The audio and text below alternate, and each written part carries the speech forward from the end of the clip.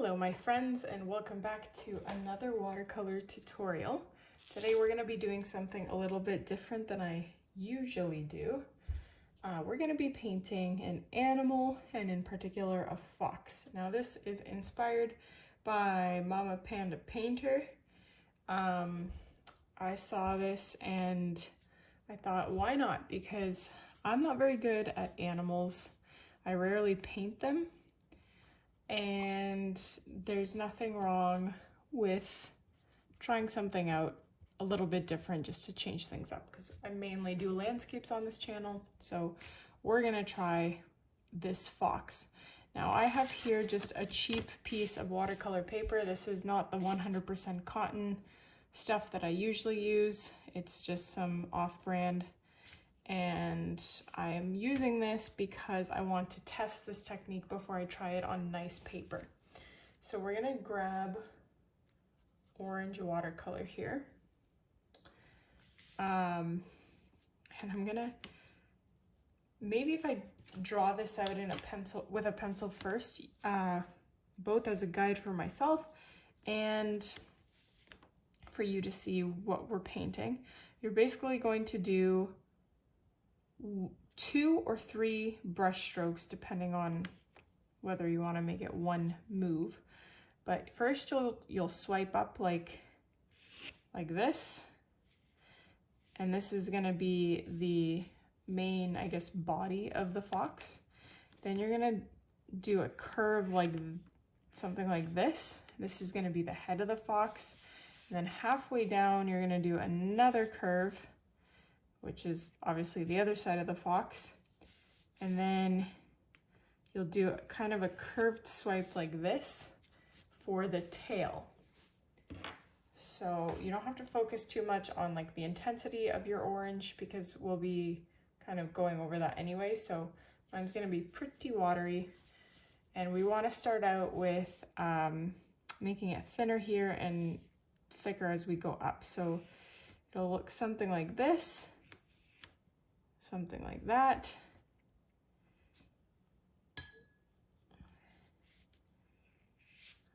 Like that. Oops. I might actually just go backwards there. Something like that. Now the issue with this cheap paper that I'm using is it really absorbs the paint and dries pretty instantly. So I just re-wet it there, and even on my cotton piece of paper it would not show up this intensely. So this is really like cheap stuff. I haven't used non-cotton paper in years, so when I do use it I'm like, wow, you guys are, those of you that don't use cotton paper, you are troopers. It is not necessarily your skill that is preventing you from achieving certain things. If you feel that that's the case, it may very well be your paper. Like, boy, do things change. Now, if I was using cotton paper, this wouldn't have been an issue, me waiting this long, but because I have this cheap paper, like, it's already almost dry, so I can't even do what I want to do here, which is all the details. So like I would obviously add black for the tail here. I would add 2 little legs, so basically just these long thin triangles with little stumps on the end, maybe a little bit farther apart. It would look something like that. I would add kind of a little detail for the ears, which we would then fill in the rest with orange. A little eye. I would be a lot more detailed if this was like our final thing. Then the nose, some whiskers, something like that. And then of course, perhaps what makes it actually look like a fox is I would have gone in and added some spikiness to the fur on both the tail and the back there. So this by itself looks quite bad. and I am completely blaming it on this paper. But we're gonna try to attempt it a second time. Knowing what we know now, I'm going to try and work a little bit quicker. Since I already explained the steps very slowly the first time around, this time I'm just gonna kind of speed through it, hopefully beat the drying of the paint. I don't have high hopes though. So let's just see how this goes. All right, so, oops, swipe up, then a curve. Just add some ears, curve here, refill my brush, tail, just going over it again with mostly just water to keep it wet. Switching brushes to a liner brush and adding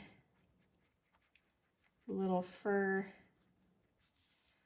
details. My gosh, this does not behave at all like the paper I'm used to. Switching to my size 3, I think this is, and then adding some of those details, so the tail, the legs,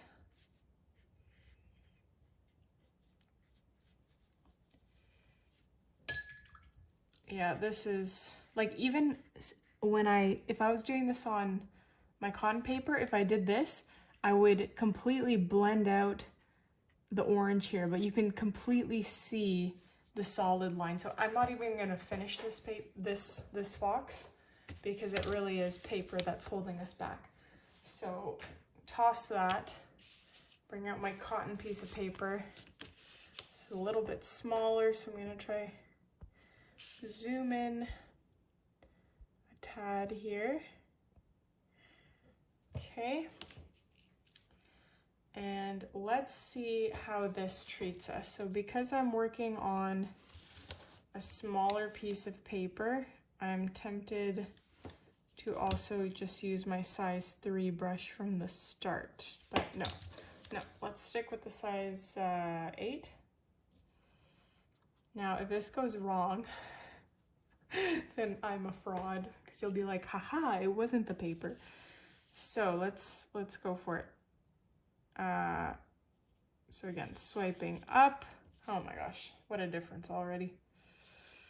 I don't have to freak out with my speed here. I can just kind of look at it and take my time. Boom. I didn't leave myself enough room for the tail, unfortunately. Now, one thing that I would already do differently is not make this orange as pigmented from the get-go. So remember how I tried to blend this out and I couldn't? Boom, can totally do that here. I'm just going to switch to my size 3, blend this top part out a little bit, blend this out a little bit, make it a little bit more fur-like. So in the reference, this lady just makes this look like a walk in the park. She really just does it in 3 brush strokes and boom, boom, boom, done. Or maybe she just edited the video that way, but she makes it look extremely easy and natural. I was hoping to replicate that, but I guess we are not going to experience the same. It's part of the reason, my friends, why I do not paint animals. It's just not natural for me at all. So second ear will be a bit smaller and a bit thinner and curved the other way to make it look like it's, you know, rotated and facing the other direction. I'm gonna pick up my black. This already looks so much better on cotton paper. My goodness. And I'm just going to actually rinse my brush and wet this again, tiny bit, because I also didn't want this to be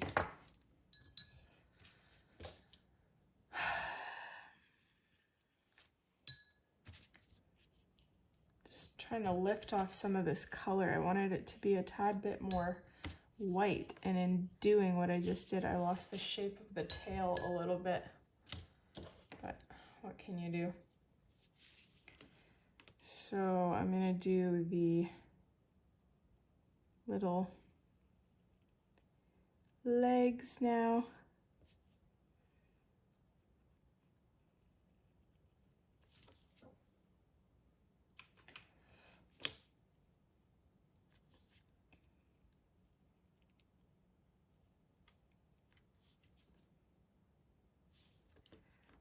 The other one will start somewhere about here.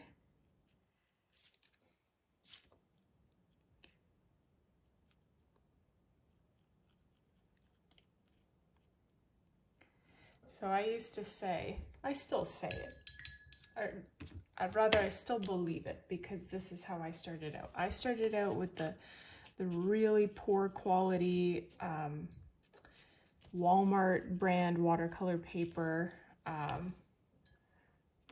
cheap watercolor paints, like the cheap stuff, the stuff you find at the dollar store that you give to a 5-year-old to experiment with. And I was still able to sell my artwork in university using those materials. So I do not believe that you need all the best stuff in order to master or become very good at painting. I firmly believe that. And I also believe that if you start with those poor quality items, you learn with those as your base, and then you become very good at working with subpar materials, so that when you do get the good stuff, you appreciate it and actually are equipped with the skills to properly utilize those materials to the best of your ability, but also to the best of what the material allows you to be capable of. So these facial details, like the eyes, ears, nose, luckily we didn't have to wait for things to be, sorry, we didn't need them to be wet, so we could totally continue on. I don't know about you guys, but this attempt looks a lot better to me than whatever the heck these two attempts were. Can you see that? I can't see half of my screen, so yeah, I'm quite content.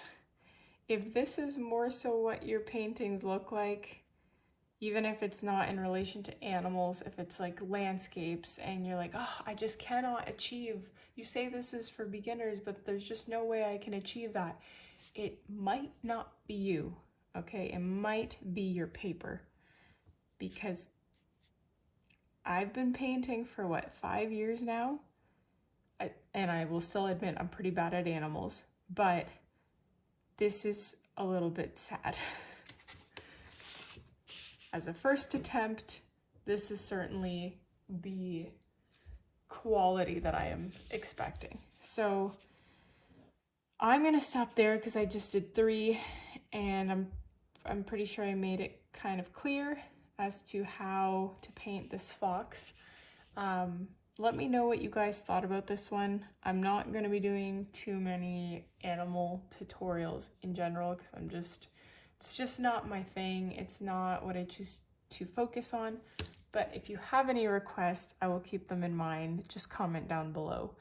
Don't forget to check out my channel membership and hit like, subscribe, comment, all those lovely things. And I will be sure to see you in the next tutorial.